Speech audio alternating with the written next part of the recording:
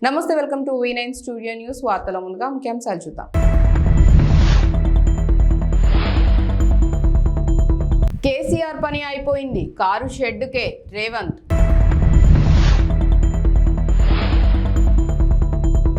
ఈ నెల 28 నుంచి జగన్ మలి విడత ఎన్నికల ప్రచారం.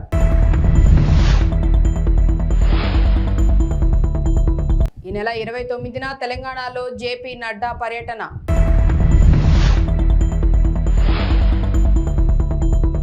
రుణమాఫీపై సీఎం రేవంత్ చర్చకు రావాలని హరీష్ సవాల్.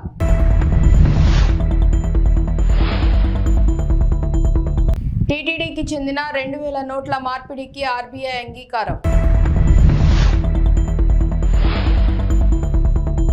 దేశంలో కాంగ్రెస్ పార్టీ కష్టాల్లో ఉన్నప్పుడు ఆనాడు ఇక్కడి ప్రజలు మెదక్ గడ్డపై ఇందిరమ్మను గెలిపించారని ముఖ్యమంత్రి రేవంత్ రెడ్డి అన్నారు. ఈ సందర్భంగా మాట్లాడుతూ 1999 నుంచి 2024 వరకు 25 సంవత్సరాలు మెదక్ పార్లమెంటు బీజేపీ బీఆర్ఎస్ చేతిలోనే ఉందని అన్నారు. ఆనాడు ఇందిరమ్మ తెచ్చిన పరిశ్రమలు తప్ప బీజేపీ బీఆర్ఎస్ ఈ ప్రాంతానికి చేసిందేం లేదని అన్నారు. 10 ఏళ్ల బీఆర్ఎస్ పాలనలో మెదక్ ప్రజలకు ఒరిగిందేం లేదని అన్నారు. ముఖ్యమంత్రిగా ఈ రాష్ట్ర ప్రజలకు ఇచ్చిన హామీలు అమలు చేయకపోను 4 కోట్ల తెలంగాణ ప్రజల్ని మోసం చేసినందుకు మొన్న డిసెంబర్ నాడు మీరందరు కలిసి టిఆర్ఎస్ పార్టీని తిత్తిదీసి కోదండానికి వేలాడేసి ఈరోజు కారు గుర్తును కార్ఖానకు పంపించారు. అయ్యా కొడుకులు చెప్తున్నారు కారు కార్ఖానకు పోయింది మళ్ళీ వాపసు వస్తుందని. మాకానే చెప్తున్నాడు, సారీ కాదు కార్ఖానా నుంచి వాపసు రాదు, తూకానికి అమ్మాల్సిందే, దాని పని అయిపోయింది, అనుం చెడ్డది అని చెప్పి. అందుకే ఇవాళ కేసీఆర్ ఎన్ని చెప్పినా, కేటీఆర్ ఎన్ని అబద్ధాలు మాట్లాడినా, తండ్రి 4 గంటలు కొడుకు 2 గంటలు TV9లో కూర్చొని ఎంత దుఃఖం వెళ్ళిపుచ్చినా ప్రజలకు సానుభూతి రాలేదు. ఇవాళ ఆ సానుభూతి రాలేదు అని చెప్పి చంద్రశేఖరరావు గారు బస్ వేసుకొని బయలుదేరిండు. కారు పని అయిపోయిందని ఇవాళ బస్ వేసుకొని బయలుదేరిండు. నిన్న మిర్యాలగూడ పోయిండు, సూర్యాపేట పోయిండు, భువనగిరికి వచ్చిండు. ఇవాళ ఆయన యాత్ర చూస్తుంటే 100 ఎలుకలు తిన్న పిల్లంట తీర్థయాత్రలకు పోయి వచ్చిందంట. నా పాపాలన్నీ మన్నించు అని. 10 ఏళ్ళు అధికారంలో ఉండి ప్రజలు వస్తే రానియక ఫామ్ హౌస్ దగ్గరకు వస్తే లాఠీ చార్జ్ చేయించి ప్రగతి భవన్లో ఎర్రటెండలో గద్దరన్న కలవడానికి వస్తే 4 గంటలు ప్రగతి భవన్ గేట్ల ముందల గద్దరన్నను కూర్చోబెట్టింది మర్చిపోయినట్టున్నాడు. 10 ఏళ్ళ అధికారంలో ఉన్నప్పుడు సచివాలయానికి రాలే, ప్రగతి భవన్లో లోపలికి మనల్ని రానియలే. ఏ రోజు కూడా తెలంగాణ ప్రజలు గుర్తురాలే. తెలంగాణ రైతులు, విద్యార్థులు, నిరుద్యోగ యువకులు, మహిళలు, మైనార్టీలు ఏ ఒక్కరు కూడా చంద్రశేఖరరావుకు గుర్తు రాలే.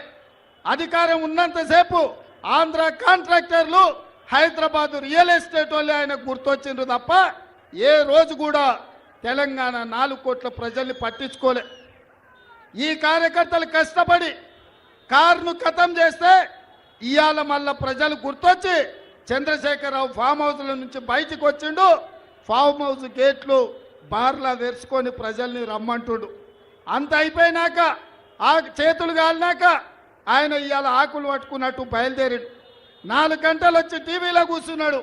నేను అడుగుతున్న చంద్రశేఖరరావును, 4 గంటలు వచ్చి టీవీలో కూర్చోనికి వచ్చింది కానీ వారం రోజులు అసెంబ్లీ నడిపి కాళేశ్వరం నుంచి ఇందిరమ్మ ఇండ్ల వరకు నిరుద్యోగ యువకుల ఉద్యోగాల కోసము, రైతు రుణమాఫీ కోసము, రైతు బంధు కోసము, మైనార్టీ రిజర్వేషన్ల కోసం అసెంబ్లీలో చర్చ పెట్టినాం. చర్చలు మాత్రం రాలే. ఎందుకంటే చర్చలకు వస్తే ఎదురుగా కాంగ్రెస్ వాళ్ళు ఉంటారు, రేవంత్ రెడ్డి ఉంటారు, అడుగుతారు, కడుగుతారు, అంగిప్పి 4 దంచుతారని అసెంబ్లీకి రాలే. ఇక ఆయన పోయిన టీవీలో అడిగేటోడు ఆళ్ళోడే, చూపించేటోడు ఆడోళ్ళే, మొత్తం వాళ్ళే. చూపించుకోనికే టీవీ ఉంది, రాసుకోనికే పేపర్ ఉందని నోటికొచ్చింది 4 గంటలు కూర్చొని మాట్లాడి. మీరెవరైనా నమ్మినరా? ఎవరైనా నమ్మిరా? రుణమాఫీపై సీఎం రేవంత్ రెడ్డి మాజీ మంత్రి హరీష్ రావు మధ్య రాజీనామా సవాలు రసవత్తరంగా మారింది.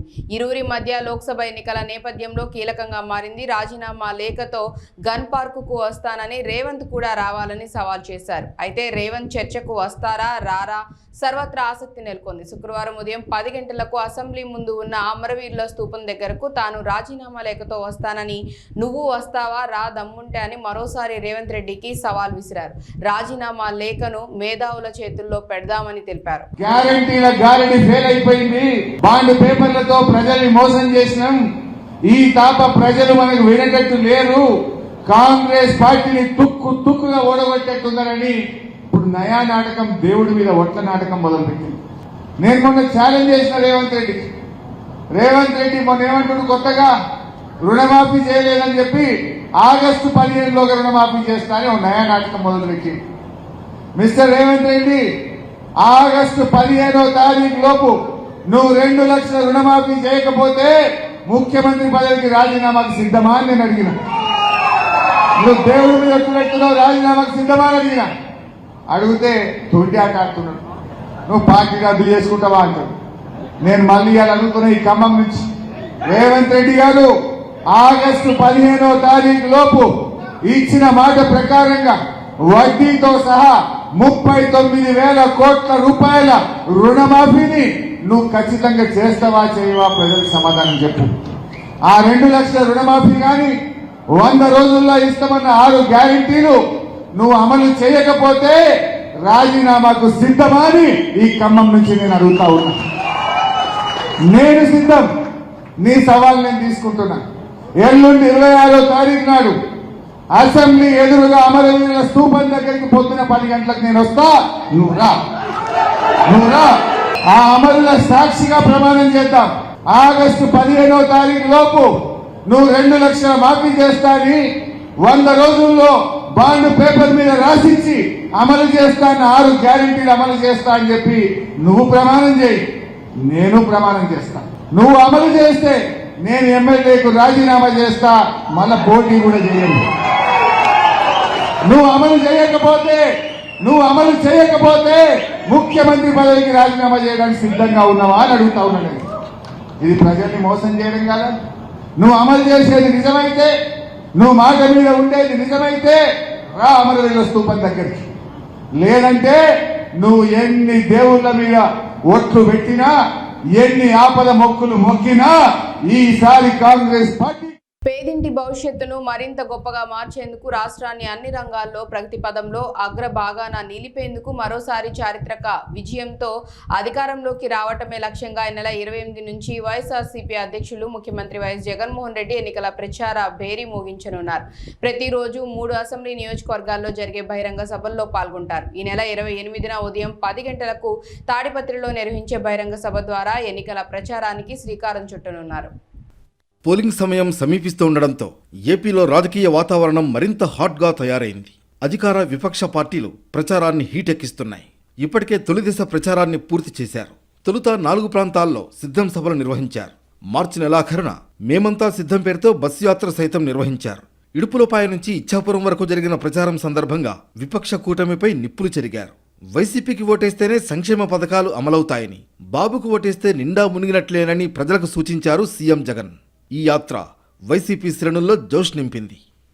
పులివెందులలో నామినేషన్ వేసిన తర్వాత మరో విడత ప్రచారానికి సిద్ధమయ్యారు సీఎం జగన్. ఈ నెల 28 నుంచి రాష్ట్ర వ్యాప్తంగా పర్యటన చేయనున్నారు. ప్రతిరోజు 3 అసెంబ్లీ నియోజకవర్గాల్లో బహిరంగ సభలు నిర్వహించనున్నారు. ఈ నెల 28న ఉమ్మడి అనంతపురం జిల్లా తాడిపత్రి, నెల్లూరు జిల్లా వెంకటగిరి, కందుకూరులో బహిరంగ సభలు నిర్వహించనున్నారు. ఈ నెల 29న చోడవరం, పి గన్నవరం, పొన్నూరు, 30వ తారీఖున కొండపి, మైదుకూరు, పీలేరులో సిద్ధం సభలు జరగనున్నాయి. మే 1వ తారీఖున బొబ్బిలి, పాయకరావుపేట, ఏలూరులో బహిరంగ సభలు నిర్వహించనున్నారు. ఈ మేరకు పార్టీ క్యాడర్ రూట్ మ్యాప్ తయారు చేయడం జరిగింది. రాష్ట్రంలో పార్లమెంట్ ఎన్నికల్లో డబుల్ డిజిట్ సీట్లే లక్ష్యంగా పెట్టుకున్న బీజేపీ ప్రచారాన్ని స్పీడ్ చేసింది. ఇందులో భాగంగా ఈ నెల 29న రాష్ట్రానికి జేపీ నడ్డా రానుండగా 30న మోదీ పర్యటన ఖరారైంది. రాష్ట్రంలో ఎన్నికల షెడ్యూల్ రిలీజ్ అయ్యాక తొలిసారిగా మోదీ రాష్ట్రానికి రానున్నారు. ఈ నెల 30న జహీరాబాద్ ఎంపీ అభ్యర్థి బీబీ పాటిల్, మెదక్ పార్లమెంట్ అభ్యర్థి రఘునందన్ రావుకు మద్దతుగా ప్రచారం నిర్వహించనున్నారు. త్వరలో ఆందోళ్ అసెంబ్లీ నియోజకవర్గంలోని సుల్తాన్ బహదూర్పూర్లో మధ్యాహ్నం 3 గంటలకు నిర్వహించనున్న బీజేపీ విశాల జనసభలో మోదీ పాల్గొంటారని ఆ పార్టీ నేతలు ప్రకటించారు. అదే రోజు సాయంత్రం శేరిలింగంపల్లి నియోజకవర్గంలో ఐటీ ఎంప్లాయీస్ ఇంటెలెక్చువల్స్తో సమావేశమయ్యే ఛాన్స్ ఉంది. అలాగే మే 3-4 తేదీల్లోనూ మోదీ రాష్ట్రానికి రానున్నారని పార్టీ వర్గాలు చెప్తున్నాయి. మే 3న వరంగల్ పార్లమెంట్ పరిధిలో ఒక సభ, భువనగిరి, నల్గొండ ఎంపీ సెగ్మెంట్లను కలుపుతూ మరో సభలో ఆయన పాల్గొంటారు. 4న మహబూబ్ నగర్ పార్లమెంట్ పరిధిలోని నారాయణపేటలో, చేవెళ్ల ఎంపీ నియోజకవర్గంలోని వికారాబాద్లో సభలో మోదీ ప్రసంగించనున్నారు. గురువారం కేంద్ర హోంశాఖ మంత్రి అమిత్ షా సిద్దిపేటలో జరిగే బహిరంగ సభలో పాల్గొనగా కరీంనగర్లో ఎంపీ అభ్యర్థి బండి సంజయ్ నామినేషన్ కు గుజరాత్ సీఎం భూపేందర్ పటేల్, నిజామాబాద్ ఎంపీ అభ్యర్థి అరవింద్ నామినేషన్ కు ఉత్తరాఖండ్ సీఎం పుష్కర్ సింగ్ ధామి పాల్గొనున్నారు.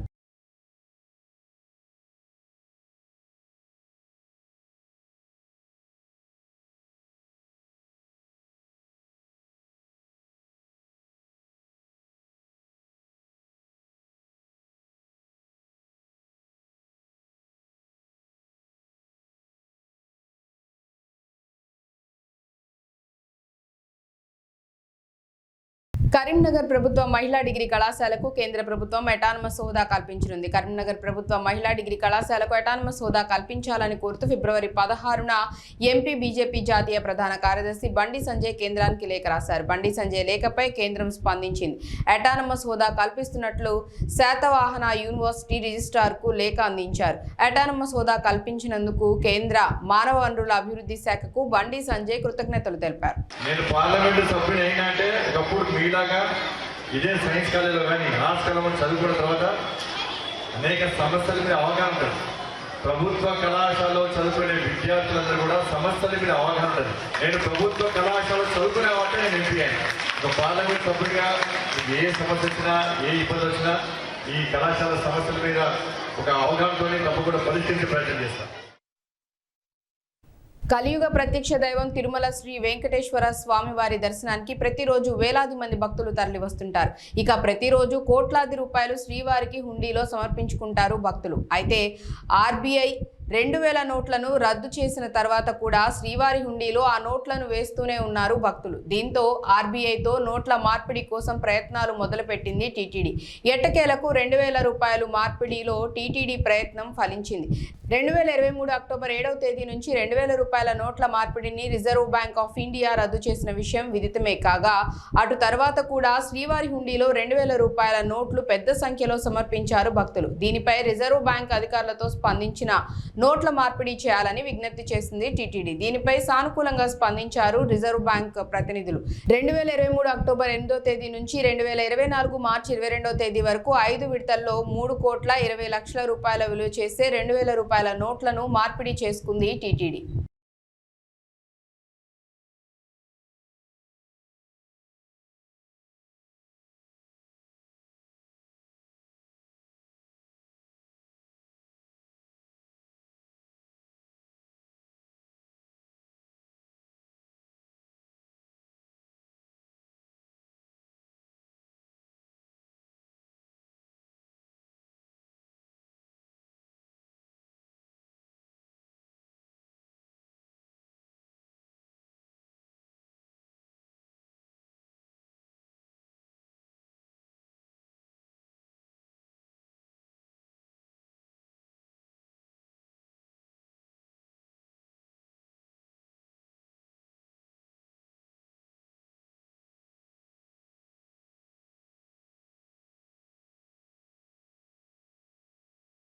తెలుగు రాష్ట్రాల్లో ఎండలు మండిపోతున్నాయి. రికార్డు స్థాయిలో ఉష్ణోగ్రతలు నమోదవుతున్నాయి. పలు జిల్లాల్లో ఉష్ణోగ్రతలు 45 డిగ్రీలకు పైమాటే. పలు మండలాల్లో తీవ్ర వడగాళ్లు కూడా వీస్తున్నాయి. వచ్చే 3 రోజులు గరిష్ట ఉష్ణోగ్రతలు మరో 2 నుంచి 3 డిగ్రీలు పెరిగే అవకాశం ఉందని హైదరాబాద్ వాతావరణ కేంద్రం హెచ్చరించింది. గురు శుక్రవారాల్లో పలు జిల్లాల్లో వడగాలులు వీస్తాయని తెలిపింది. గురువారం కొమరంభీం, ఆసిఫాబాద్, మంచిర్యాల, పెద్దపల్లి, జయశంకర్, భూపాలపల్లి, ములుగు, భద్రాద్రి కొత్తగూడెం, ఖమ్మం, నల్గొండ, సూర్యాపేట జిల్లాల్లో వడగాల్పులు వీస్తాయని వాతావరణ శాఖ తెలిపింది. ఈ జిల్లాలకు 3 రోజుల పాటు ఎల్లో అలర్ట్ జారీ చేసింది. కాగా మన్నార్ గల్ఫ్ నుంచి అంతర్గత తమిళనాడు, రాయలసీమ మీదుగా దక్షిణ తెలంగాణ వరకు సగటు సముద్ర మట్టానికి 1.5 కిలోమీటర్ల ఎత్తులో ద్రోణి కొనసాగుతుందని వాతావరణ శాఖ తెలిపింది.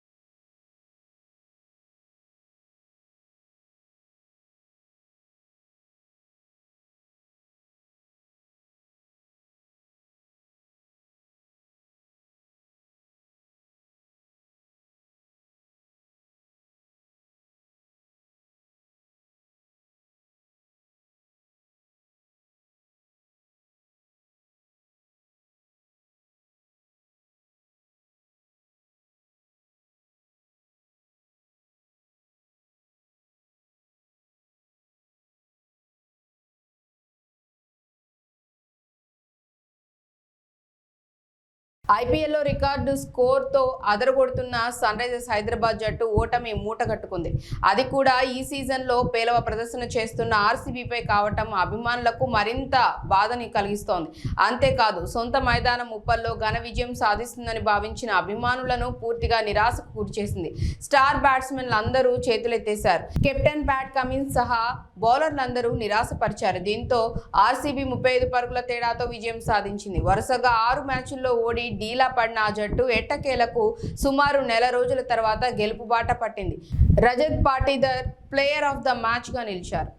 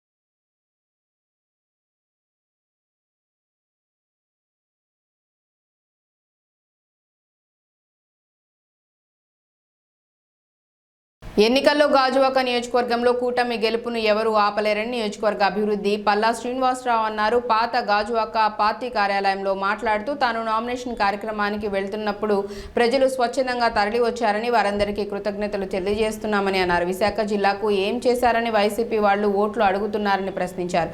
రాష్ట్రాన్ని అప్పుల ఊబిలోకి నెట్టారని ఓట్లేయాలా లేక ప్రజాధనాన్ని దుర్వినియోగం చేస్తున్నారని ఓట్లేయాలా అని నిలదీశారు. గత 5 ఏళ్లలో గాజువాక ఎలాంటి అభివృద్ధికి నోచుకోలేదని అన్నారు. తేదేపా హయాంలో అనేక అభివృద్ధి పనులు చేశామని గుర్తు చేశారు. ఎమ్మెల్యేగా తనను, ఎంపీగా భరత్ను గెలిపిస్తే ఉక్కును కాపాడుకోవటమే కాకుండా కాలుష్య నివారణ, మత్స్యకారులకు జట్టి నిర్మాణం, గాజువాకలో ఫ్లైఓవర్ నిర్మాణం, ఆర్ కార్డుల బదిలీ, ఏపీఐఐసి భూ నిర్వాసితుల సమస్య వంటివి పరిష్కరిస్తామని చెప్పారు. ఈ కార్యక్రమంలో పలువురు పాల్గొన్నారు. కార్మిక లోకానికి తెలుసు, ఇక్కడ ఉన్నటువంటి నిర్వాసితులకు తెలుసు, అందరికీ తెలుసు. ఏ ప్రైవేట్ ఇన్వెస్టర్ రావాలన్నా, ఏ ప్రైవేట్ వ్యక్తి అయినా స్టీల్ ప్లాంట్ కొనాలి అంటే అక్కడ దానికి స్టేట్ గవర్నమెంట్ ఒక సహాయ సహకారాలు కావాలి. అందుకే కేంద్ర ప్రభుత్వం అమ్మేస్తానంటే కొనడానికి రాష్ట్ర ప్రభుత్వం సహాయ సహకారాలు లేకుండా నిన్న జరిగినటువంటి నా నామినేషన్ ఏదైతే యాత్ర ఉందో దాన్ని దిగ్విజయంగా విజయవంతంగా ప్రజల సహకారంతో, అలాగే తెలుగుదేశం, జనసేన, బీజేపీ, అలాగే అభిమానుల సహకారంతో, మీ అందరి సహకారంతో మరి మేము నామినేషన్ వేయగలిగాం. ఆ నామినేషన్ను చూసిన తర్వాత ఆ నామినేషన్, ఆ పాదయాత్ర కావచ్చు, ఆ యాత్ర కావచ్చు, అది చూసిన తర్వాత నిజంగా నా భూతో నా భవిష్యత్ లాగా ఉంది. అంటే నేను ఎప్పుడు కూడా అంత జనాన్ని చూడలే. దాన్ని బట్టి నాకు అర్థమవుతుంది ఏంటంటే ప్రజలు మార్పు కోరుకుంటున్నారు.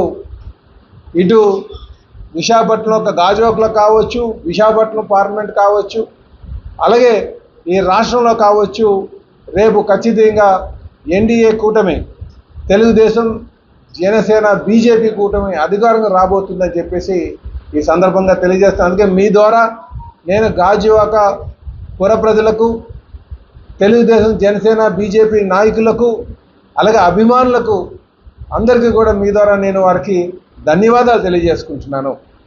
నేను నా మీద భరోసాగా పెట్టి అంతమంది మరి స్వచ్ఛందంగా పాల్గొని సుమారు 3 గంటల పాటు ఆ మండు టెంట్లో మాతో పాటు అక్కడ నామినేషన్ ఫైలింగ్ కోసం వచ్చినందుకు వారందరికీ కూడా నేను పేరు పేరున ధన్యవాదాలు తెలియజేస్తున్నా. మరి సోదరులారా, ఈరోజు మళ్ళీ మీ ద్వారా నేను ప్రజానికాన్ని కోరుతున్నాను. గడిచిన 15 సంవత్సరాలుగా మేము ఎప్పటి నుంచో ఉన్నాం. చెప్పాలంటే మా నాన్నగారు 72లో సర్పంచ్ అయ్యారు. అప్పటి నుంచి ఈ ప్రాంతంతో ఇక్కడ ఉన్నటువంటి ప్రజలతో మమేకమయ్యే ఉన్నాం. కుటుంబ పరంగా కార్మిక లోకంతో ఉంటాం. కానీ నేను ప్రత్యేకంగా 2009 నుంచి మరి నియోజకవర్గంలోనే ఉంటూ ఇక్కడ ఉన్నటువంటి సాధక బాధలు తెలుసుకొని మరి అప్పుడు నాకు 2014లో నాకు శాసనసభ్యుడిగా అవకాశం కల్పించారు. ఆ 5 సంవత్సరాలు 2014 నుంచి 2019 మధ్యన నేను అనేక సమస్యలు పరిష్కారం చేసేటువంటి నా యొక్క పద్ధతిని చూశారు. నేను అధికారం ఉన్నప్పుడు ఏ విధంగా సమస్యలు పరిష్కారం చేస్తానన్న దాని మీద పూర్తి అవగాహన ఇక్కడ ఉన్నటువంటి ప్రజలకు ఉంది. అలాగే అధికారం లేనప్పుడు నా పోరాట పటిమం ప్రజలతో మమేకమై ప్రజాపక్షాన్ని నించొని ప్రభుత్వం చేసినటువంటి ప్రజా వ్యతిరేక విధానాలపైన మేము పోరాటం చేసినటువంటి తీరు కూడా ఇక్కడ ఉన్నటువంటి ప్రజానికి తెలుసు. కనుక నేను గత 15 సంవత్సరాలుగా గాజువాక నియోజకవర్గంలోనే ఉండి అనేక సమస్యల పరిష్కారం పట్ల లేకపోతే పోరాటం చేసిన విషయంలో కావచ్చు, నాకు నా నైజం ఇక్కడ ఉన్నటువంటి ప్రజానికానికి తెలుసు. కనుక మళ్ళీ నాకు అవకాశం కల్పిస్తారనే నమ్మకం ఉందని చెప్పి ఈ సందర్భంగా నేను తెలియజేస్తున్నా. ఈరోజు ఇక్కడికి వచ్చినందుకు గాను మీ అందరికీ కూడా నేను ప్రెస్ సోదరులందరికీ పేరు పేరున నేను నమస్కారాలు తెలియజేసుకుంటాను.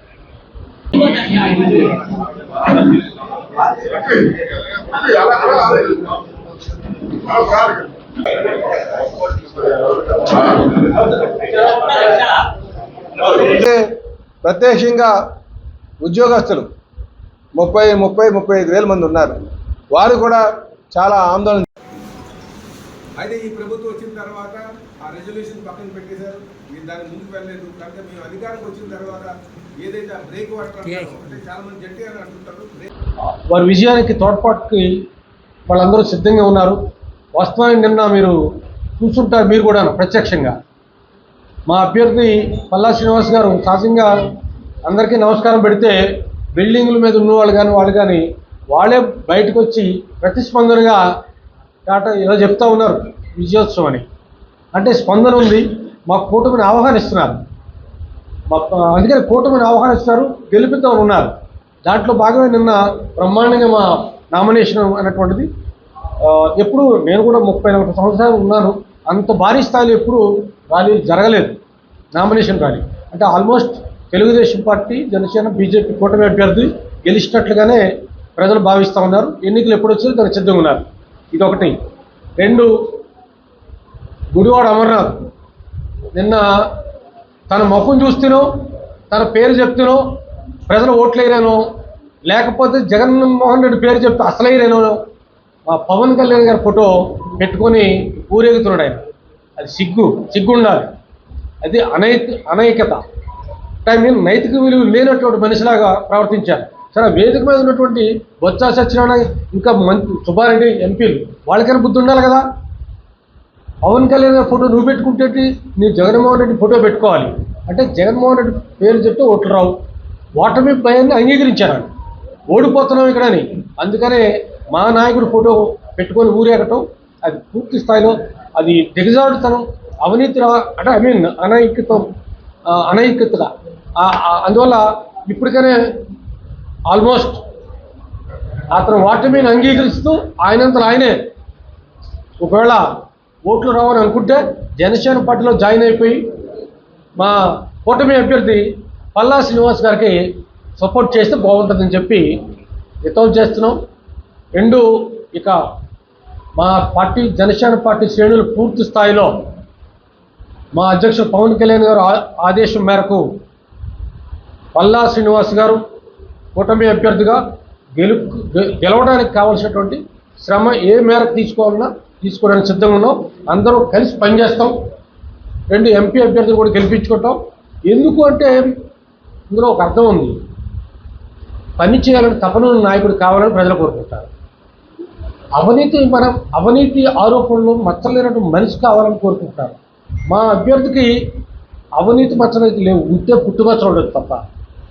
మిగతా మా మీద పోటీ చేస్తున్న అభ్యర్థి అమర్నాథ్కి తనకు పూర్తిగా అవినీతి మరకలే ఉన్నాయి.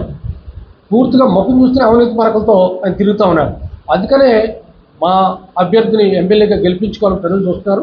రాష్ట్రాన్ని 10 ఏళ్లు పాలించి ప్రజాధనాన్ని దుర్వినియోగం చేసిన బీఆర్ఎస్ పార్టీని ప్రజలు నమ్మొద్దని కాంగ్రెస్ పార్టీ సీనియర్ నాయకులు రైతు ఆత్మహత్యల నివారణ సంఘం రాష్ట్ర అధ్యక్షులు జంజిరాల రాజేష్ అన్నారు. ఈ సందర్భంగా మాట్లాడుతూ కాంగ్రెస్ అధిష్టానం సమిష్టి నిర్ణయం మేరకు ఖమ్మం పార్లమెంట్ అభ్యర్థిగా రఘురామ్ను ఎంపిక చేయడం పట్ల జంజిరాల హర్షం వ్యక్తం చేశారు. రాష్ట్రంలో 17కు 17 ఎంపీ స్థానాలను కాంగ్రెస్ ప్రభుత్వం కైవసం చేసుకోబోతోందని ఆశాభావం వ్యక్తం చేశారు. ఖమ్మం పార్లమెంటు అభ్యర్థిగా ఖమ్మం జిల్లా వాసి రామ్ సాయం సురేందర్ రెడ్డి గారు, వారి యొక్క కుటుంబం కాంగ్రెస్ పార్టీకి ఎన్నో సంవత్సరాల నుంచి సేవలు అందిస్తున్నటువంటి వారు, వారి తనయుడు అయినటువంటి రామ్ సాయం రఘురామరెడ్డి గారిని అధిష్టానం ఎంపిక చేసింది. దీని మీద ఉన్నటువంటి పరిస్థితుల్ని లేటెస్ట్గా ఒక మంచి అభ్యర్థిని మన పొంగులేటి శ్రీనివాసరెడ్డి గారు మరియు ఖమ్మం జిల్లా ఉప ముఖ్యమంత్రి బట్టి విక్రమార్క గారు, సీనియర్ నాయకులు శ్రీ తుమ్మల నాగేశ్వరరావు గారు మరియు శ్రీమతి రేణుకా చౌదరి గారు, వీరి యొక్క ఆధ్వర్యం లోపల ఈ క్యాండిడేట్ని ఎంపిక చేయటం కాంగ్రెస్ శ్రేణుల్లో నూతన ఉత్సాహాన్ని నెలకొల్పే విధంగా ఒక 24 క్యారెట్ల మంచి వ్యక్తి, మంచి కుటుంబం, ఉన్నతమైనటువంటి కాంగ్రెస్ విలువలతో ఉన్నటువంటి కుటుంబం నుంచి వచ్చినటువంటి వారు. వీరి ఎంపిక పట్ల సర్వత్రా కాంగ్రెస్, యువజన కాంగ్రెస్, మహిళా కాంగ్రెస్, సేవాదల్, కిసాన్ సెల్ అందరూ కూడా చాలా సంతోషంగా ఉన్నారు. ఎందుకనంటే ఖమ్మం జిల్లా కానివ్వండి, వరంగల్ జిల్లా కానివ్వండి, ఉమ్మడి ఖమ్మం జిల్లాలో కూడా వీరి యొక్క రామ్ సహాయం వాళ్ళ యొక్క దానకరణం లోపల లబ్ధి పొందినటువంటి వారు. అలాంటి కుటుంబం నుంచి ఒక మంచి వ్యక్తి ఇవాళ పార్లమెంటుగా ఎంపిక చేశారు. వీరందరి గెలుపు అత్యధిక మెజారిటీతో గెలిపించేటువంటి కార్యక్రమంలో మేమంతా ముందుంటామని చెప్పేసి కాంగ్రెస్ శ్రేణులు అందరూ కూడా ఉదయం నుంచి ఫోన్ చేసి మాట్లాడుతున్నారు. కాబట్టి వీరిని ఎంపిక చేసినటువంటి మల్లికార్జున ఖర్గే గారు కానివ్వండి, శ్రీమతి సోనియా గాంధీ గారు కానివ్వండి, శ్రీ రాహుల్ గాంధీ గారు కానివ్వండి, శ్రీమతి ప్రియాంక గాంధీ గారు కానివ్వండి, మరి అదేవిధంగా రాష్ట్ర ముఖ్యమంత్రి శ్రీ రేవంత్ రెడ్డి గారు కానివ్వండి, అనేక మంది పెద్దలందరికీ కూడా హృదయపూర్వక ధన్యవాదాలు తెలియజేస్తూ రామ్ సహాయం రఘురామరెడ్డి గారిని విజయాన్ని అప్రతిహతంగా బంపర్ మెజారిటీతో ఖమ్మం జిల్లా నుంచి ఖమ్మం జిల్లాలో 2 నియోజకవర్గాలు, అదేవిధంగా వరంగల్లో ఉన్నటువంటి 2 పార్లమెంటు స్థానాలు కూడా 4 పార్లమెంటు స్థానాలను కూడా కాంగ్రెస్ పార్టీ కార్యకర్తలు మరియు బడుగు బలహీన వర్గాలు, బీసీలు, ఎస్సీలు, ముఖ్యంగా బంజారాలు వీళ్ళందరూ కూడా కాంగ్రెస్ పార్టీ పట్టం కట్టాలనేటువంటి దాని మీద ఉన్నారు. చేసినటువంటి పనులు చెప్పుకోలేనటువంటి బీఆర్ఎస్ అభ్యర్థి నామా నాగేశ్వరరావు గారి కానివ్వండి, అదేవిధంగా ఉన్నటువంటి ఎంతోమంది పార్టీలు బీజేపీ పార్టీ అని చెప్పేసి వస్తున్నారు. వాళ్ళు 10 సంవత్సరాలు చేసిన అభివృద్ధి కార్యక్రమాలు చెప్పకుండా కేవలం జై శ్రీరామ్ అని చెప్పేసి పేరుతో ఉంటున్నారు. రాముడు అందరివాడు, రాముడు కులాల మతాల పేరు మీద తీసుకొచ్చేటువంటి వారు కాదు. అందరూ కూడా ముస్లిమ్స్లో కూడా శ్రీరామనవమి రోజు పాల్గొని దైవికంగా మరి పనిచేసినటువంటి వాళ్ళు ఉన్నారు. అలాంటి సెక్యులర్ కంట్రీ లోపల కేవలం రామతోటి 10 సంవత్సరాల పరిపాలన పూర్తవుతుంది అనుకుంటున్నారు. అది పొరపాటు. కానీ రాముడు అందరివాడు, అందరికీ కావలసినటువంటి వారు. త్రేతాయుగం నుంచి ఇప్పటి వరకు కొన్ని వేల సంవత్సరాల నుంచి కూడా ప్రతి గ్రామంలో గాంధీ గారి విగ్రహం ఉంది, ప్రతి గ్రామంలో రాముడి విగ్రహం ఉంది. ఇవాళ కొత్తగా రాముడు పరిచయం చేసేటువంటి పరిస్థితి తీసుకురాకుండా మీరు చేసినటువంటి అభివృద్ధి కార్యక్రమాలు ప్రజల ముందు ఉంచండి. మేము ఇది చేశాం, మీరు మళ్ళీ పట్టం కట్టండి అని. 2 సంవత్సరాలు 10 సంవత్సరాలు ఏలినటువంటి మీరు సామాన్యుడు బతకలేని పరిస్థితుల్లో పెట్రోల్ డీజిల్ రేట్లతోటి మమ్మల్ని తినడానికి తిండి లేనటువంటి పరిస్థితుల్లో మేము ముందుకు పోతున్నామని చెప్పేసి, కాబట్టి ఇలాంటి చౌకబారు మాటలు మాట్లాడవద్దని చెప్పేసి ఉత్తముడైనటువంటి రఘురామరెడ్డి ద్వారా మరి తెలంగాణ లోపల కాంగ్రెస్ పార్లమెంట్ సీట్లు అత్యధిక సీట్లు మా ముఖ్యమంత్రి రేవంత్ రెడ్డి గారు చెప్పినట్టు 17కు 17 సీట్లు కాంగ్రెస్ కైవసం చేసుకుంటుంది. రాహుల్ గాంధీ జూన్ 9వ తారీఖు నాడు ప్రమాణ స్వీకారం చేస్తారు ప్రధానమంత్రిగా అని చెప్పేసి మేము విజ్ఞప్తి చేస్తూ ప్రజల్ని కోరుకుంటున్నాను, మనవి చేసుకుంటున్నాను. జై కాంగ్రెస్, జై రాహుల్ గాంధీ.